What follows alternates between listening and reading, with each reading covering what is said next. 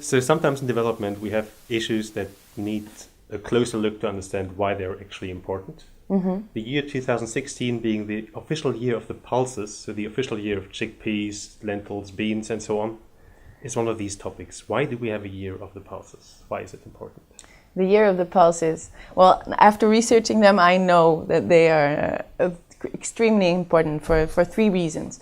They are very important from a nutritional point of view. Pulses are one of the cheapest sources of protein for a lot of people in the world, and mostly in developing countries. They're very important from a farming systems perspective, so making farming systems more climate resilient, and they are very important from an income generating point of view, not only because it's usually women that grow pulses, but also because of the processing part. There's lots of opportunity for employment in small and larger scale processing.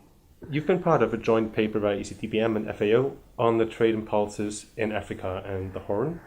So what are the key messages of the paper? One of the key messages of the paper is that despite this huge potential, both from a nutritional point of view as from a farming systems, making them more climate resistant point of view, is that pulses have been neglected and under-researched, underfunded, both from a public investment point of view in research and extension, as from private sector. So what are the main constraints, or the main barriers that are blocking the use of the trade in pulses? The constraints will be different in every situation, depending on the size of the farm or the agroecological conditions. If there is a problem with pests or plagues of a certain crop that people are used to grow, there's diseases that affect pulses and can destroy whole harvests. So sometimes farmers do perceive growing pulses as a higher risk, but that's also because of this lack of investment by government in general, of having having an extension system that doesn't reach small farmers, or that's still very old-fashioned and is only very focused on technical solutions instead of also taking into account access to markets or access to inputs. So are you hopeful that, given all the examples you just mentioned, are you hopeful that more attention being paid to pulses will have an impact on food security in Africa?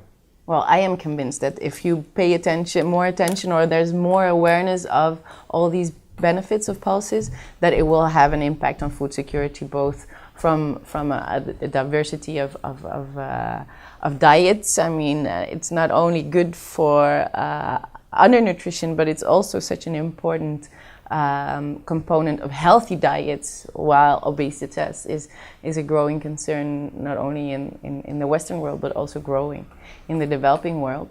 And it's going to be such a crucial issue in making farming systems more climate resilient with changing weather patterns, where lots of pulses are more drought resistant. But we do need a lot more investment, both in research and in public policies, where there's still a lot of advantages going to grains. So there's still a lot of work to do.